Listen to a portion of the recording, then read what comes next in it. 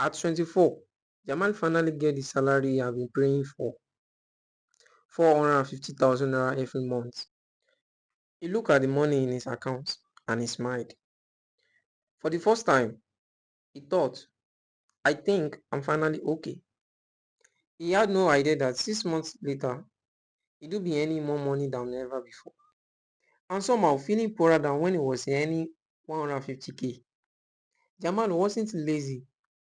He wasn't a gambler. He wasn't the type of guy who would collect his salary on Friday and finish everything before Monday. He was actually carefully with money. At the time, he was earning about 150k a month. It wasn't enough to live the life he wanted, but somehow he managed. He do wake up, going to work, take public transport, eat mostly at home, and avoid spending money on things he did not really need. Sometimes his friend will invitate him out and he do say, guy, I don't really get money for this. And they do laugh at him, but Jamal don't really care. He had a plan. Then one day, everything changed. Jamal got a better job. His new salary is 350k, almost twice of what he was earning before. When that first 350k entered his account, Jamal just looked at his phone. He smiled. Finally, for the first time in a long time, he felt like he could actually breathe. And honestly, who will not? You have been managing 150k every month, and suddenly you are seeing 350k sitting in your account. Jamal told himself, I've suffered enough. Let me enjoy small. So he bought a new phone, nothing crazy. Then he started eating out more often, nothing crazy. He started using Uber instead of taking bucks everywhere, still nothing crazy. Then he moved into the nicer apartment. I'm earning 350k now.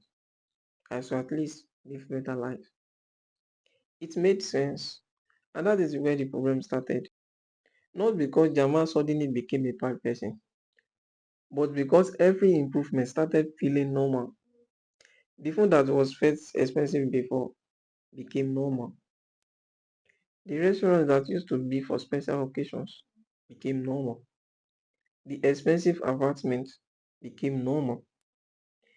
Even spending 10k, 20k on something unnecessary stopped feeling like big deal. Then 6 months later, the man got another rise, 450k. He was excited, but something strange happened. He did not feel much richer. His expenses had already catch up with him. He was still waiting for payday, still checking his accounts near the ending month, still saying, where did all this money go? Then one Saturday, his car developed a problem. The mechanic told him the repair would cost 150k. Jamal wasn't worried at first. He will just pay. He opened his bank app, 73k. He checked again, the same number. He sat there quietly. I think that was the first time Jamal really asked himself, how am I earning 450k and I can't handle 150k? That question is different because he remembered when he was earning 150k. He wasn't rich then, but somehow he was surviving. Now he was earning 3 times more and still felt broke. That is when Jamal realized something. His salary had increased, but his standard of living had increased with it. The more he earned, the more expensive his life became. And here is the scary part. Jamal wasn't buying good chairs. He wasn't throwing money away every night. Most of the things he was spending money on were things people would consider normal. That is exactly why the trap is dangerous. You don't wake up one morning and decide, I want to become financially unstable. It happens gradually. Your income goes up, your expenses go up. Then your income goes up, your expenses follow again. And before you realize it, you have earned an amount you once dreamed about. but you are still waiting for the next salary. That is lifestyle inflation. And there is a simple way to think about it. If your income increased from 200,000 to 400,000, but your expenses also increased from 180 to 380, you did not actually became more wealthy. Not really.